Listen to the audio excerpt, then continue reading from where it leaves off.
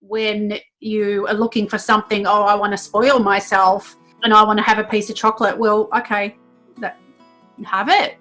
And that's not a problem, is it? No. Look, all foods are equal.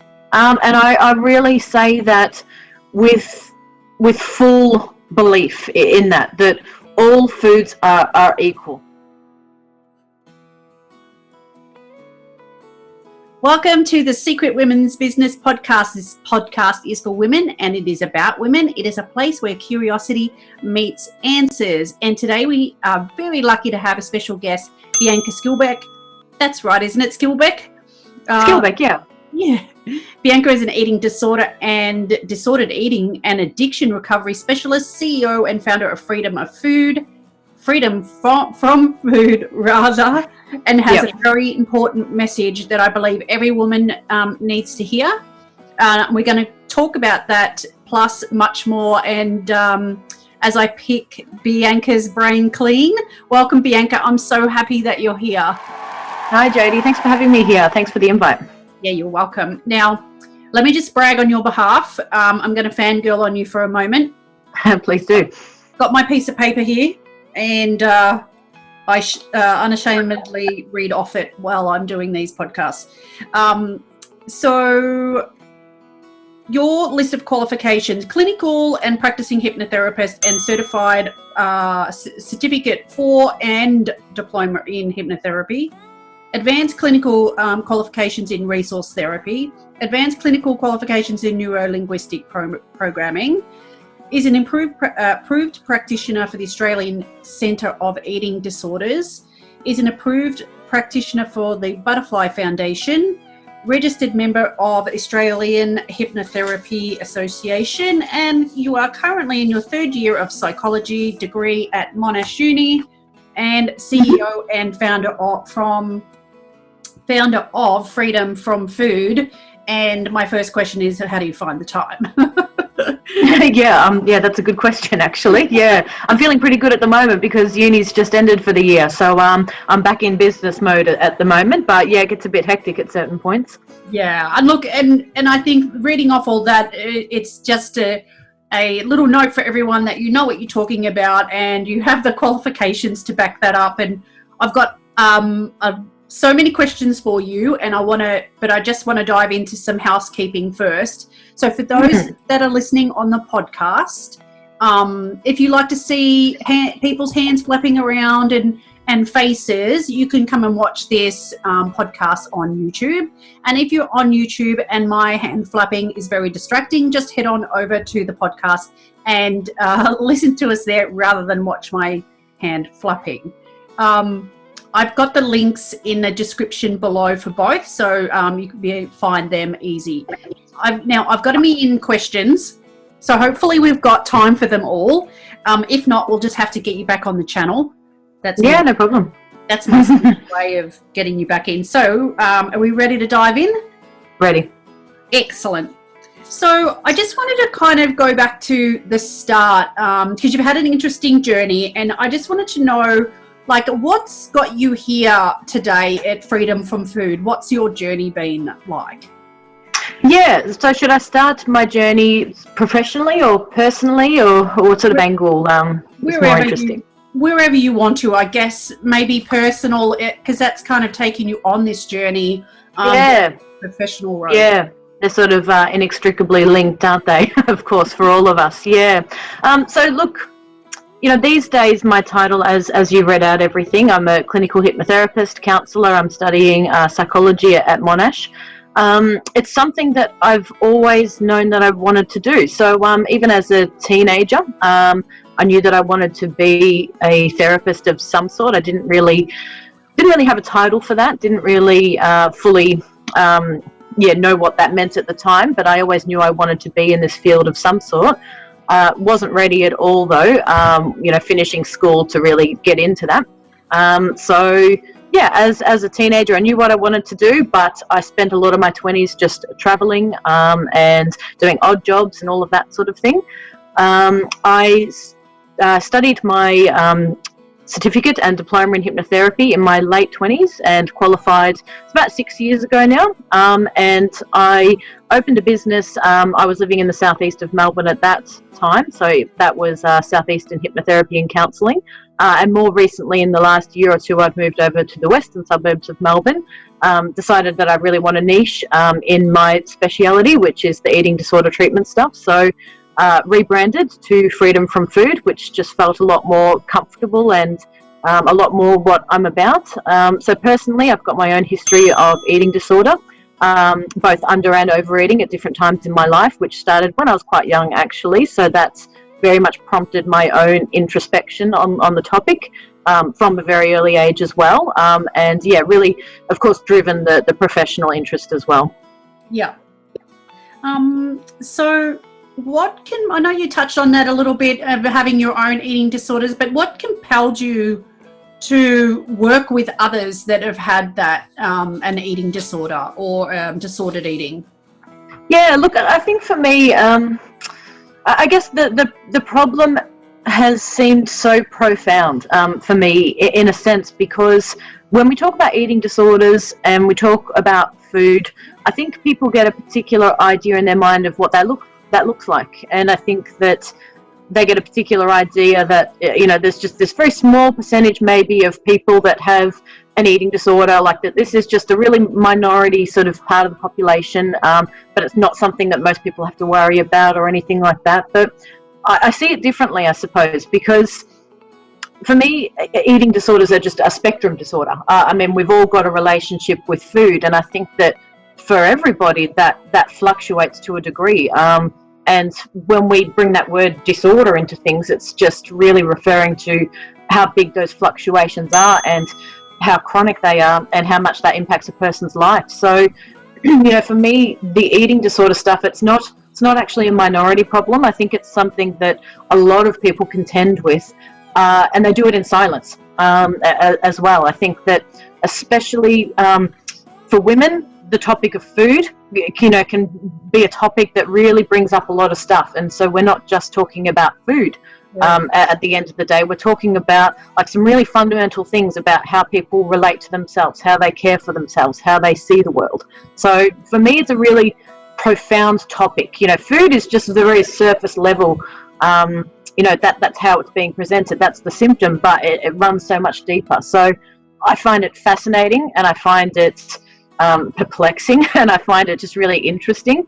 You know, everybody's got such a different experience and such a deep experience, and for me it's a rabbit hole that I've sort of gone down, and for me I learn more and more every day.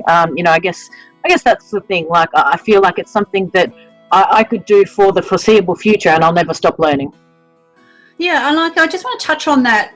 We talked about people, you know, think it's just a small percentage of women that have a problem with an eating disorder, and they kind of see it as somebody that's anorexic or bulimic, and that's it. But, you know, there's a lot of misconceptions out there. So as an expert in the field, how would you define, maybe that's the word, define what actually is or isn't an eating disorder? Because look, I see a lot everywhere, and you know, people talking about overeating, and sometimes we just do that overeating and have food coma, and then, you know, people say, oh, that's binge eating, and sometimes we're just overeaten in that moment. So how would you say, you know, where it gets to a point where someone needs that extra help or it is a problem? Yeah, look, and what you're referring to there is the spectrum that I referred to. So, you know, of course, it's normal for everybody to do things like overeat sometimes. Like, who hasn't had those moments, you know, Christmas Day after a big lunch, you know, some big party, it's the holidays, we're trying new food. You know, it's totally normal to overeat. It's totally normal to sometimes undereat for whatever reason. I mean, life just gets in the way sometimes. So what we're referring to are very normal behaviours around food. But I think that, you know, the idea of a disorder is just how much does it start to disrupt a person's life, really. And I think that as we said before, there's this perception that it's really just a minority that are experiencing this disruption, but I believe it's a much bigger, proportion of people. Some statistics have said that a diagnosable eating disorder, like that the stats are about 4% of the Australian population, but more recent statistics have said that that's doubled, and even more than that, really. And it all depends on diagnostic criteria as well. I mean, I don't, I suppose, want to get too involved or go into deep into this sort of stuff on this recording in this podcast, but binge eating disorder, for example, was only added into the DSM-5 in 2013. So that's the Diagnostic Statistical Manual of Disorders, and of course it's existed before then, but that's when it was put into the DSM in 2013, and that's now the largest category of people seeking help for food issues. Yeah. And it's just not as obvious, I suppose. And I guess the problem with something like binge eating is that it's traditionally been seen as a moral issue. When we see somebody who's eating too much, or seeing somebody who we quote unquote say is overweight, they've got a problem, it's been labelled as a moral issue, rather than something else, really, as a psychological problem. You could also have a physical reason why you're overweight, or of course, reason. I think. Of course, yeah, and I don't even like to use the terms, overweight, underweight. I mean, what over what weight? Everybody's different. So I think we've got to be really careful about the language, of some of these things, and there's all sorts of reasons why a person will be in the size body that they're in.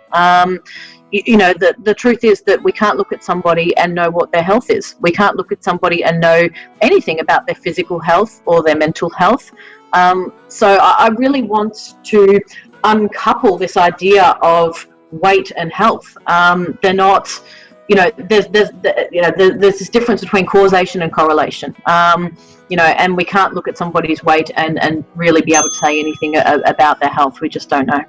So I think I went off on a bit of a tangent there, but to sort of bring it back to the initial question, how do we say when it's actually a disorder rather than just regular behaviour? It's really when somebody's coming to you and saying, this is distressing, it's getting in the way of me living the life that I want to live, stopping me from pursuing the work stuff that matters to me, the social stuff that matters to me. It's getting in the way. It's becoming obsessive in my mind. That's when we start to sort of look at a more disordered approach. Yeah, and look, and just touching back on what you were saying before is, the connection between somebody's weight and somebody's health isn't necessarily have anything to do with one or the other. Right now for me, I'm going through perimenopause, so. There's all sorts of things that are going on with my hormones that has caused a gain in my weight. I'm really healthy, and one has nothing to do with the other. It's just life, and I just really would love a world where it just was even a non-event. Even voting. Like when we had to vote for marriage equality, it should have just been a non-event. It should have just been what we do. Same thing with what people weigh and. How people, what people look like. I mean, if you want to lose weight for your own benefit, you feel better, fine. But how everybody is how everybody is, and it'd be ideal to have that just accepted. I think we're a long road before that happens. And I think you've touched on an important point there, Jodi. Putting those two things in the same sentence. So. The inherent homophobia that culturally has existed for a long time, it all fits into the same timeline, into the same story. When we look at discrimination against particular kinds of people, fat phobia is a thing. The idea that some bodies are better than others and some bodies are worth more than others. That idea sits in a foundation of discrimination. So you're absolutely right to connect the dots there between something like fat phobia and homophobia, or racism, or any other kind of prejudice that we can think of. Yeah. And I feel like social media isn't really helping right now either. And you think about all the influencers, people on Instagram, and I mean, good on them, but it's all kind of coming out now that they Photoshop all their photos to look a certain way in an unrealistic way, and people are aspiring to look like a photoshopped image, and I feel like it's just causes this kind of anxiety in people. I had a young friend that was following all these people and becoming so anxious because she didn't look like that, and I'm like, unfollow them all. I made her unfollow them all. I said, stop watching them. yeah, social media is an interesting one. It's it can be used for the greater good, or it can be used in the way that you're referring to. I think I really encourage people to as I would say, like, curate their social media platforms. I mean, there's a lot of especially on Instagram, there's a lot of really body positive proactive people that are really well versed in this language of anti-discrimination and of inclusivity for everybody, and it really just depends on what you're exposing yourself to. I mean, I think that social media can be really used to support your journey through to self-acceptance, or it can be used to support your journey through to self-hate. It is up to the individual in a sense to sort of I suppose find that right balance for themselves. But of course, young people can be very, very vulnerable naturally to that sort of stuff. So it's something we've got to be careful of. And I think for the younger ones too, I think as adults, as parents, as mothers, sisters, aunts, whatever, that's that message to those young people from us, because in our or in all ages, we've had this discrimination. So I think if we all start talking about it and we all start behaving differently and teaching the young people, about not discriminating and fat shaming, just like not being sexist or ageists, there's ageists as well. I think, we can only do what we can do, I think is probably and it's that whole the do as I say, not as I do thing. Of course, it doesn't work.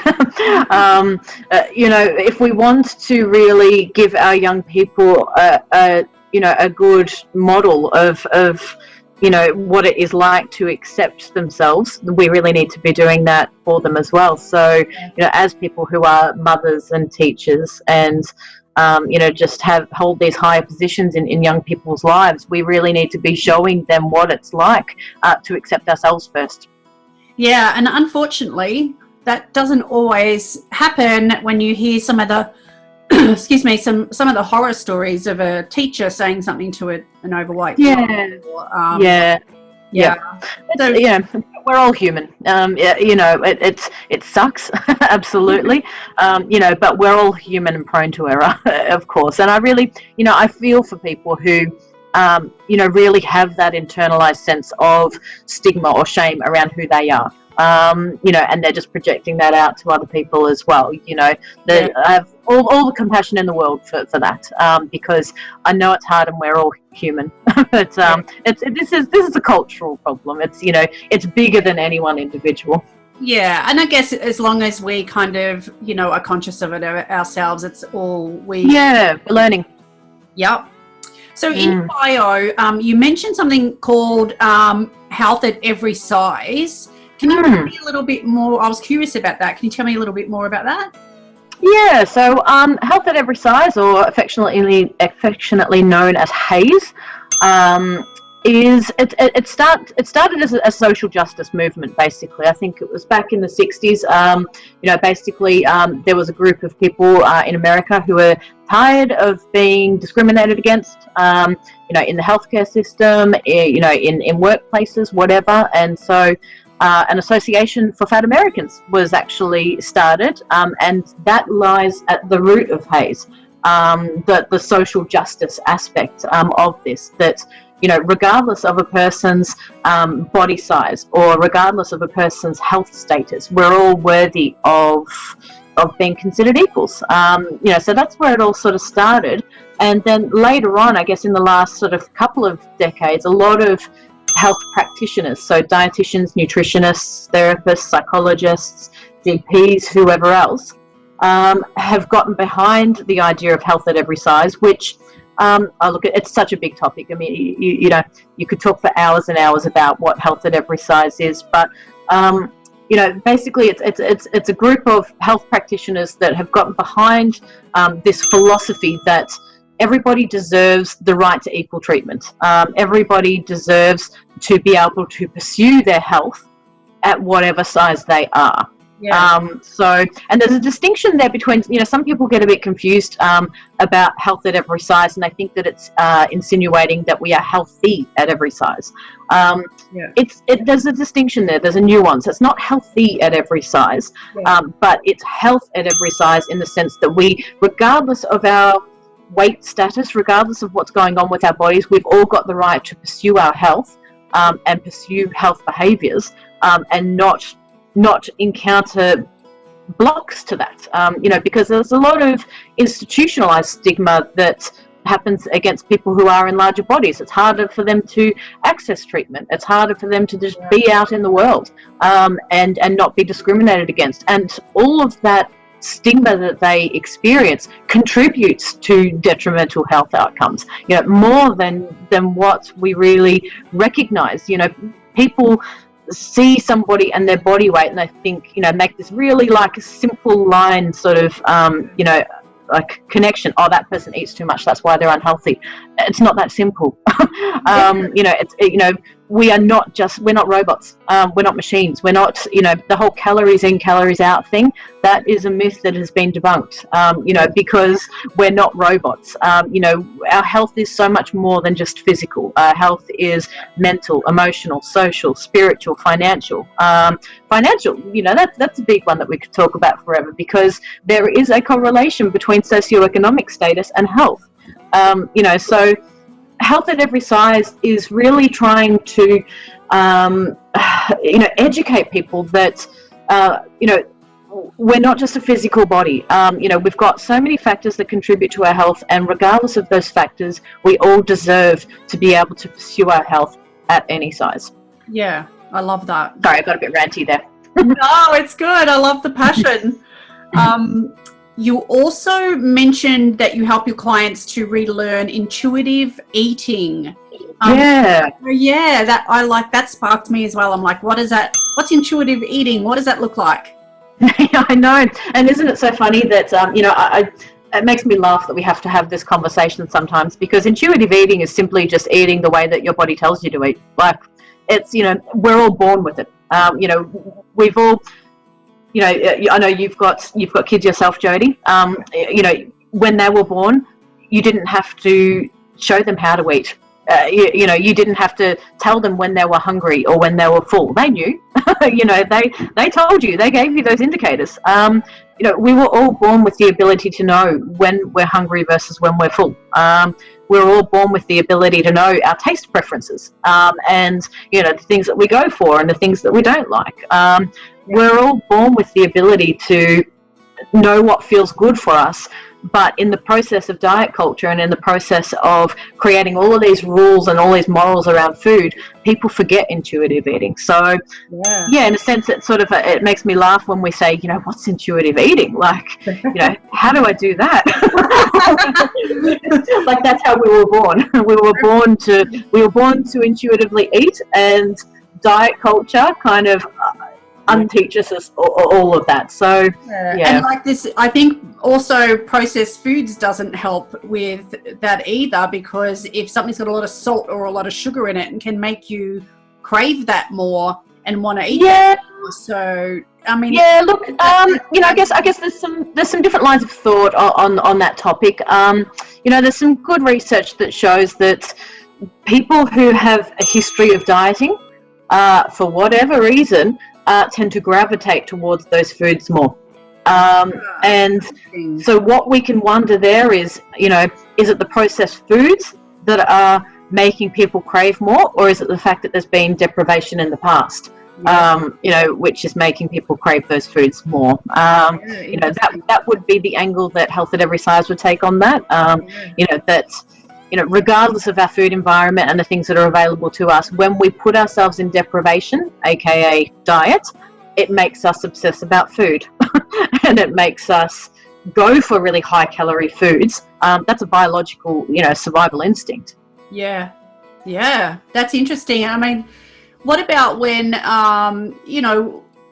some people tend to, you hear people say, I have a sweet tooth, and growing up, I never did have a sweet tooth. It was never kind of, I don't know whether it was because it just wasn't part of my culture growing up. We never really had anything around sweets or sweets in the house.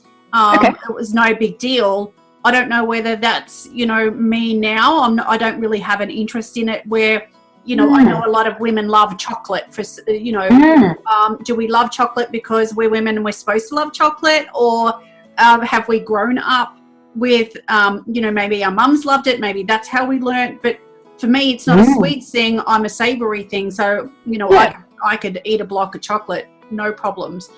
Not a block of chocolate, a block of cheese. I could eat a block of cheese in one sitting where, someone that could eat a block of chocolate thinks that that's gross. So, what about that sort of thing?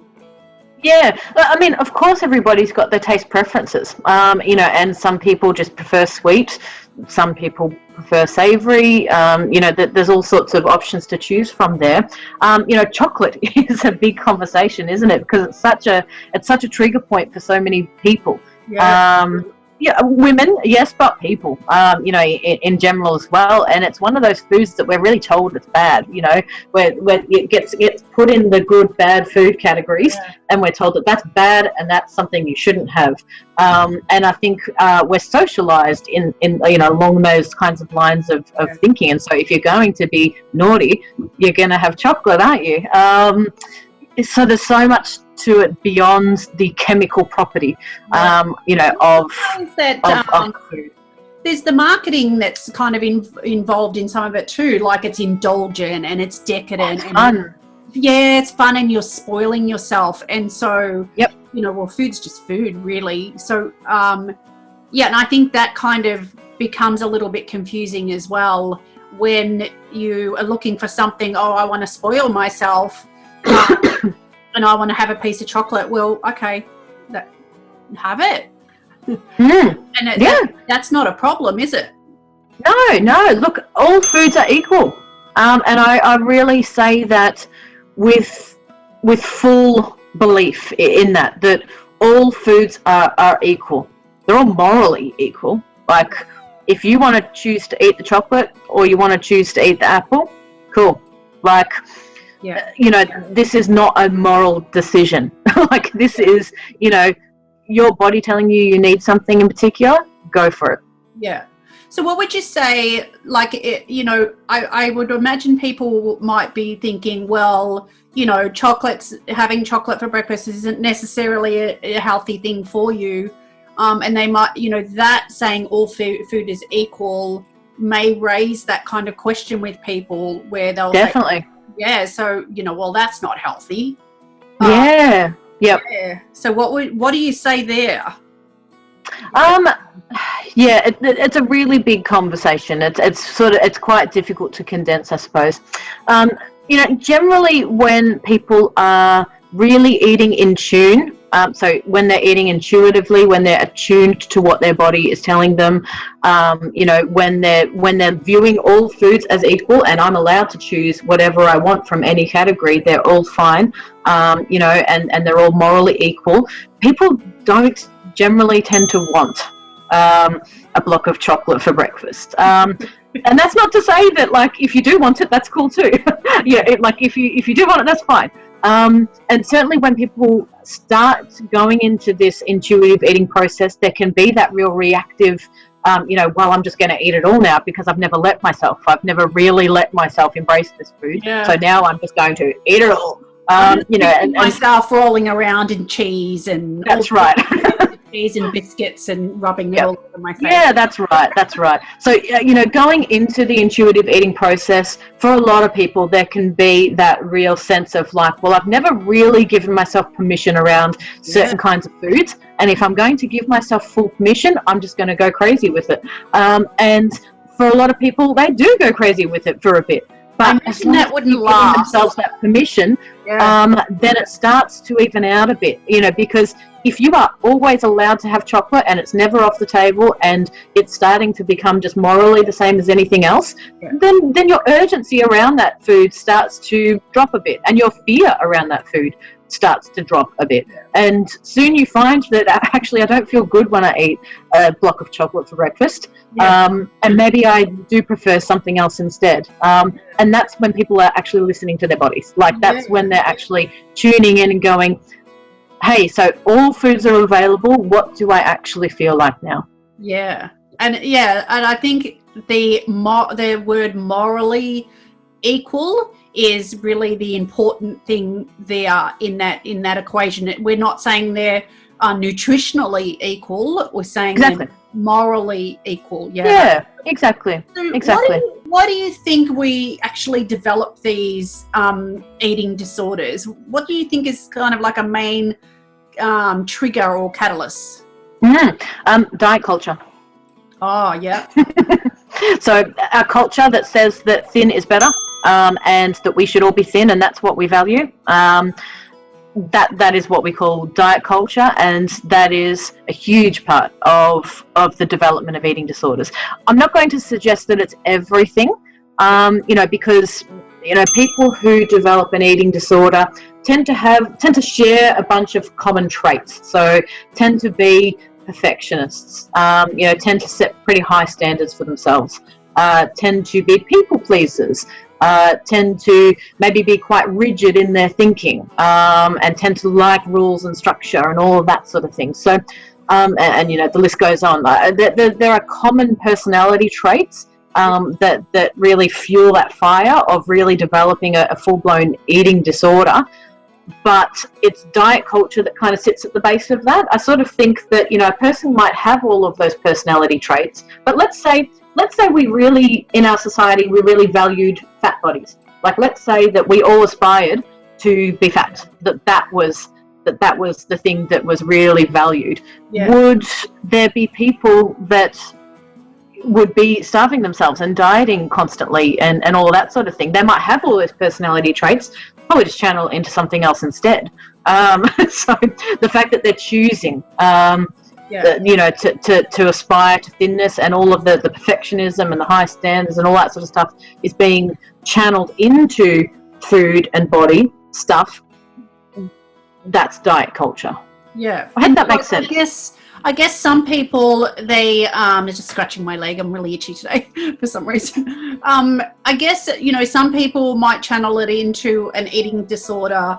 Another person might channel that, all those kind of behavior traits into something else, like work. Anxiety, anxiety disorders and stuff like that as well. And alcoholics or relationships, codependency, all of that sort of stuff. So I'm not suggesting that diet culture is responsible for the cultivation of those personality traits. I think that they exist regardless, and at the end of the day, we've all got to learn how to deal with ourselves. We've all got to learn how to deal with the fact that's the challenge. that the world is an uncertain place, that we don't always get what we want, that we can't control everything. We're really talking about quite high level, almost spiritual concepts, in a sense, when we're learning how to just accept and to be. That's the challenge for everybody. But the fact that we have diet culture and we've got this thin ideal and whatever, it's just a hook. Like, it's just, for those people that feel really unsettled about themselves and want to channel that energy into something, I think, they look at that and go, oh, well, okay, how am I going to be loved and accepted and perfect in this world? I will diet, I'll be thin. Yeah, wow, that's interesting. So I know there's a lot of myths around eating disorders. Have you got any that kind of stand out that you'd like the audience to know that, like some of the basic common or some of the common myths around eating disorders? Yeah. Look, I think the first one that comes to mind, and what we've probably already touched on, is just that it's a minority problem. This is not a small minority. There are statistics that tell us that by the time a girl is 15 years old, there's, something like an 80% chance that she will have already gone on a diet. And we know that dieting is one of the biggest risk factors for developing an eating disorder. And, as I say, once again, I'm brought back to this spectrum that, we've got this idea, you say eating disorders, and I think most people get a picture in their mind of the emaciated anorexic who's in hospital. It's very visible signs of what's going on. But an eating disorder is so much more than that.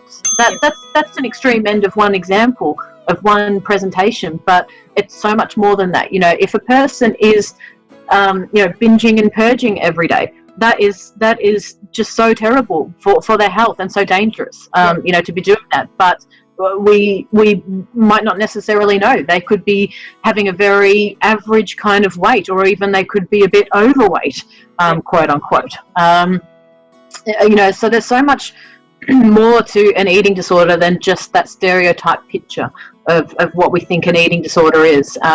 When people are just experiencing so much distress around what they should eat and what they shouldn't eat, and just obsessive thinking about it, and this is affecting them, it's disordered, isn't it? It's not fun. It becomes that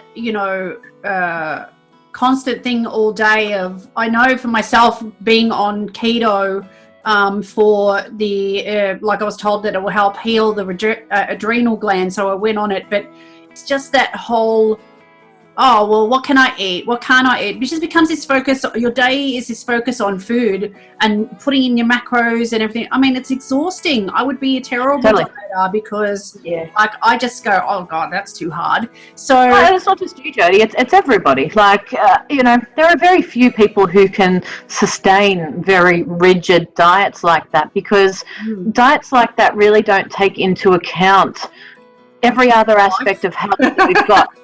Or life, everyday life. Yeah. Like we might say, like, keto is really great for your physical health. I don't know if it is or isn't. But let's say it is, for argument's sake, that keto is really great for your physical health. Is it great for your mental health if it's making you obsess about what you can and can't have? Yeah. Is it great? It switches the focus. Yeah, it switches your focus in the day around food. Like it's exhausting. And I'm already tired from the adrenal fatigue, and then having to go, oh my God, what do I have to eat? So I do it the lazy way. I just prep. Stress is a big contributor of weight gain. Yeah. I just prep on the weekends, and then I eat that during the week pretty lazy. Yeah. So diets like keto or whatever else we might want to, look at, maybe it could be argued that they're good for your physical health, and I don't know if they are or aren't, but they're not taking into account psychological, emotional, social health. How healthy is it, when your friends say to you, hey, let's all catch up for like pizza and a drink on Friday nights, and you're either like, A, can't go because this diet doesn't allow it, or B, I'll come along, but I'll bring my own food and I'll sit there feeling like a little bit of an outsider. I don't know. I mean, each to their own. And, at the end of the day, body autonomy is what is the most important thing. Everyone's got the right to choose what they want to do. I'm not going to sit here and say that you can or cannot diet. It is your choice to do that. But like for me, that wouldn't feel healthy. For me, that wouldn't feel like a holistic approach to my health. Yeah, it just like when I went away overseas in the UK, like you really can't get keto friendly food. So the whole time I'm just like, oh well, I won't eat it. But my more concern was, am I going to lose my energy? Is it going to affect my energy? And it did, and I'm probably suffering for that now, but there's got to be something else other than I do feel like food can heal you, and having macronutrients and stuff like that. I'm a big believer in that, being healthy. But, you know, the focus on what I did notice with this, and I'm not a fan of dieting or diets at all. I actually have a never diet again because I actually don't believe in them. I don't believe they work. And I just think, like you said, they lead us down the rabbit hole of just where you just don't want to be or don't want to go. They take you away from your body's natural rules. Your body knows. Like, your body knows what feels good in it. We're all born with that. Diets just take you away from that. Yeah, and look, and I've understanding that I've never been a big dieter or anything like that. So when I've had to do this for health reasons, you know, it kind of really opened my eyes of how, you know, what somebody does go through on a daily basis with diet, and how exhausting that, even for somebody that's not even dieting, but somebody that has a health issue. And look, I've learnt so much from it, so I'm not going to complain about it because I've learned a lot. Oh, it's all a learning experience. Absolutely. Yeah, I really have learned a lot from it. Yeah.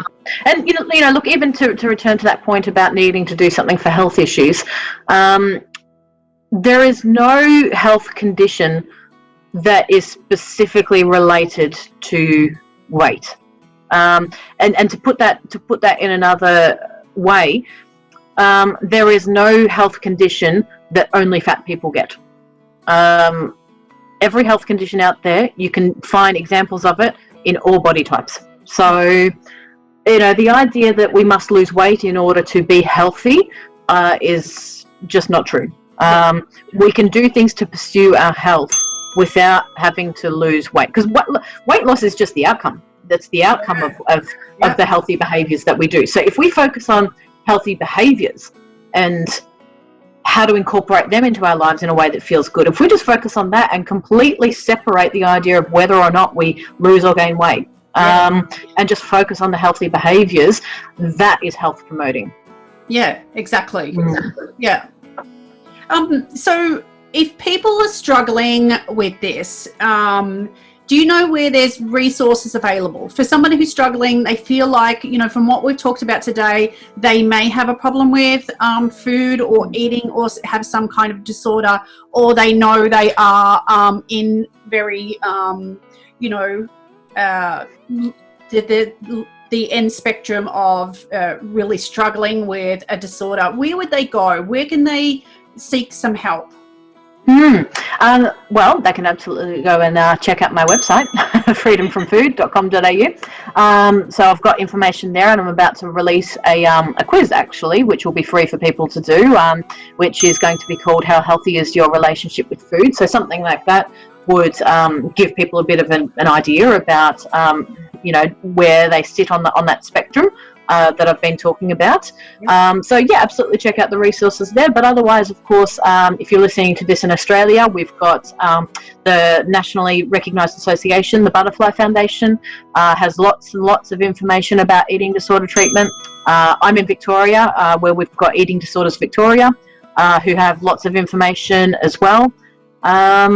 Yeah, those would be the two sort of main places that I would suggest. You know, alternatively, if you're really concerned, go and see your doctor.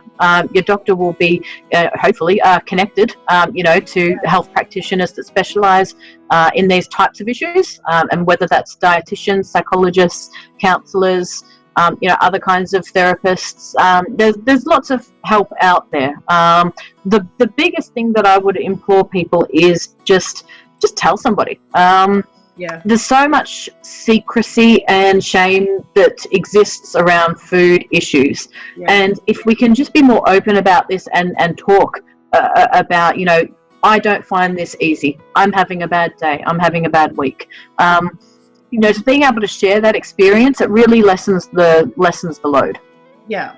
Now you've got speaking of that, you have a Facebook group and where people can actually do this. So if it's okay with you, I'll add that link.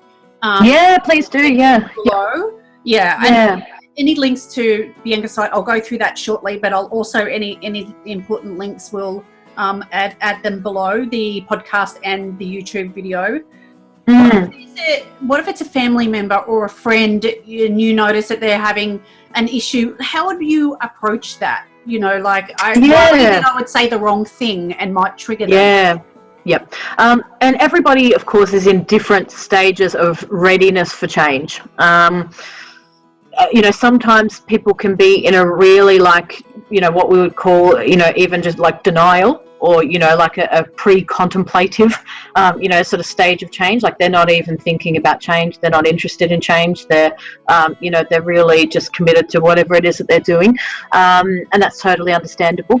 Without being a professional in the space, obviously it's, sometimes can be a bit hard to gauge where people are in their stage of readiness for change. Certainly if somebody comes to you and says, I have this problem, they're probably starting to think about, wanting to do something. But if you've got somebody in your life that they're not acknowledging a problem, but you're still looking at behaviours and thinking, I don't know how well they're doing, maybe even just bringing up your own relationship with food would be a segue in. If I had somebody in my life who was, looked to be having issues, but they didn't want to sort of say anything or reach out for help, maybe I would just say something about myself personally, see if I could guide the conversation a little bit. Just see, that's one way to sort of, just to introduce the topic, to, I guess, create a space. When we just talk about our own things, sometimes it creates a bit of a space, where that person might eventually, realize that space and step into that space and go, oh, Jodi asked me, about something. Jodi told me about her own experience or something. Maybe I would like to talk about my own stuff with Jodi. So that'd be one way that I would suggest approaching it, for people who do seem very reluctant to seek treatment or talk about what's going on. Would it be okay to ask them, are you okay? Do you need any help there? Or do you feel like you should just kind of come in at the side and mention it that way? And there's the other spectrum as well. Or what if somebody is, I don't know whether they, you have this, but they punish themselves with food, or, they eat a lot of junk food.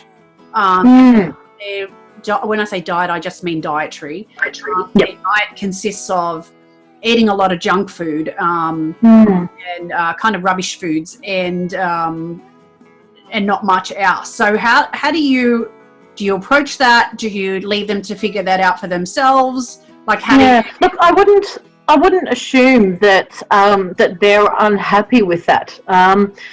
At the end of the day, as I say, we've all got the right to choose what we want to do with our bodies. And if a person is eating, their biggest dietary category is takeaway food, and they're happy with it, oh well, that's their choice. Yeah. So I guess I wouldn't necessarily assume what people actually want for themselves, because they might be choosing what they want, and they might be happy. In which case, we've all got choice. That's the beauty of freedom. We've all got the choice to do what we want to do. But just creating a space to talk about it. If you think somebody's struggling, it's context dependent. I guess it's hard for me to answer, because it's really context dependent on that relationship. I guess you want to be quite close to somebody, to directly kind of say to them, hey, it looks like you've got a problem. Do you need help with that problem? So would it be around, what if someone's saying, someone comes to you and says, oh, I'm eating so much junk food. Sometimes I feel like it's society saying I shouldn't eat this much takeaway. And sometimes you can get, some decent takeaway. And I think sometimes it's society saying I shouldn't have that much. So if someone's coming to you and saying, oh, I think I eat too much junk food, what would you say to them to kind of gauge whether it is a problem or not a problem? I would just say something simply like, how does that feel for you? Yeah. So it's putting it back to them. It's not saying, oh, well, you're breaking the rule of what you should do. But if somebody's sort of interesting conversation, and I know those conversations happen all the time. Yeah. They're like, oh, I can't stop eating blah blah. I've been eating way too much XYZ. If somebody says that sort of thing, even if it's like a flippant comment, or even if they're sort of just a bit of a self-deprecating kind of comment or whatever, I'd bring it back to just, well, how does that feel for you? Like, and get them to really question themselves. Go, oh, actually, it feels okay. Okay, we don't have a problem then. But if they say, actually, it's becoming distressing. Okay, well, did you want to talk about it? Or I mean, that's good, and I'm glad we talked about that, because I think that is a common thing that we all kind of say to each other is, if someone's eating something that is bad or, morally bad, and they feel like they have to go, oh, I know I shouldn't be eating this. I hear that a lot. I know I shouldn't be eating this. And say, like we talked about the chocolate, jokes about the chocolate for breakfast, and I say, you want to have cake for breakfast, have cake for breakfast. It becomes then. Somebody says to you, oh, I know I shouldn't be eating this. My response would be, why? Like, why is that your perception? Like, and then might give their justification, and then just bring it back to, well, how does it feel for you? Like, and just be curious and explore. Curiosity, just be curious and explore. How somebody feels about it rather than how they think about it, I guess. Exactly, So how are we going for time? Okay, I think we've got time for some more questions. It's such an interesting topic. I could talk forever.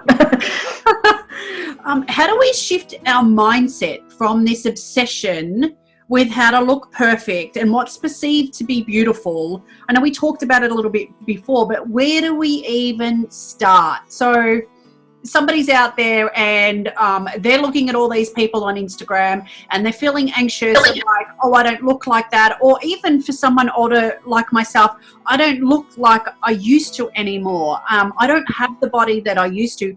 Where do you start to shift our mindset on this is where we're at today, and that's okay? I mean, that's such a big question. I think it's got so many answers. One thing that I say to myself, like I'll give you an example of what I say to myself when I become human, and I of course have all of those comparisons myself. I say to myself, what would actually be different? Like, if I might look at, like, let's say I look at a photo of some other person and I think, I wish I looked like that. Or let's say I see an old photo of myself where I was thinner and I think, what happened? Like, oh, girl, you've let yourself go. But then I say to myself, well, what would actually be different though? Like, really? Like, would my life actually be different? Like, if I looked like that right now, what would be different? And then I sort of look around and I go, well, probably still have the same partner. Probably still be living in the same house, probably still be doing the same work, probably still have the same friends, probably still be just, doing the same things that I do. Like, what would actually be different? I think we get this idea that, like, being thinner or, looking a certain way is going to solve all of our problems, but it's not about that. No, it's not going to make us happier. I mean, if you are unhappy, you can be unhappy before and after. I do like the saying though when it says, like if I'm going to be unhappy, I'd rather be unhappy sitting in a Mercedes than an old bomb. I do like that saying. I must admit I haven't heard that one. I'd rather be sitting there crying in a Mercedes. Yes, I will. So what would you say to anybody out there that is struggling? What would be your main message to them? Look, just, you're not alone. I know that sounds like a really trite kind of thing to say, a very broad sweeping kind of thing to say, but you're really not alone. Lots and lots of people have these issues.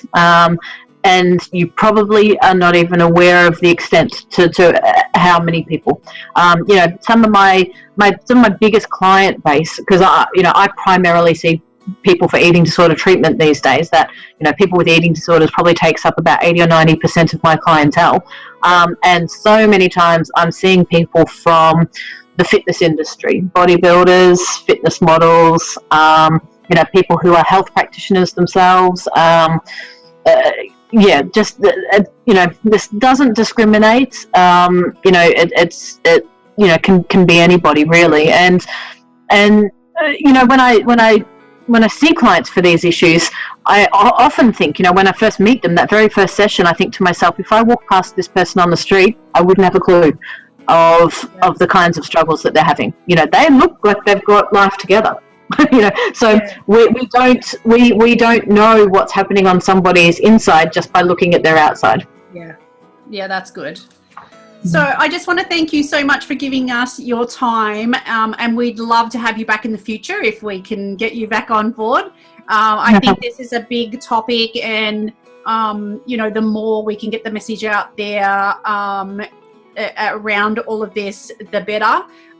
So comment below if you would like to see Bianca again, or if you've got any questions for Bianca, we certainly can pass them on, or I can somehow get her on to answer all your questions, or connect you both. If you'd like to check out what Bianca does, you can connect with her personally at www.freedomfromfood.com.au, or on Facebook, freedomfromfood.eu.recovery. Don't worry, I'll have all these links down below. And also on Instagram, freedom.from.food. Just to end this session or this episode, I like to ask 3 fun questions. Gosh, here we go. Just like sometimes the topics can be a little bit heavy, so I just want to lighten it up on the end. Are you game to play? Good. What is your favourite swear word? Oh, fuck, of course. That's like every 10th word. It's like every 10th word in my vocabulary normally. Is it a full stop? It says everything, doesn't it? There's a fuck for every context. It just fits in life, doesn't it, really? It does. I couldn't express myself properly without it. It really brings home the point sometimes when you need it to.